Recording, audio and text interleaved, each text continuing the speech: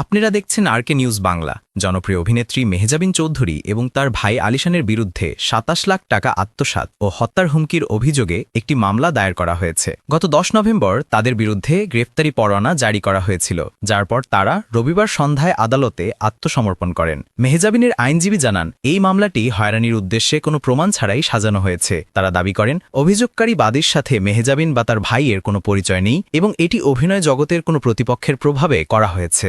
মামলার বাদী আমিরুল ইসলাম অভিযোগ করেছেন যে ফেসবুকের মাধ্যমে মেহজাবিনের সাথে পরিচয়ের পর একটি বুটিক ব্যবসার জন্য তাদের মধ্যে আর্থিক লেনদেন হয়। ব্যবসা শুরু না হওয়ায় তিনি টাকা ফেরত চাইলে মেহজাবিন ও তার ভাই তাকে হাতিরঝিলে একটি রেস্তোরাঁয় মারধর করে হত্যার হুমকি দেন বলে অভিযোগ করেন। আদালত মেহজাবিন ও তার ভাইয়ের জামিন আবেদন মঞ্জুর করেছেন এবং ১৮ ডিসেম্বরের মধ্যে তাদের জবাব দাখিলের নির্দেশ দিয়েছেন।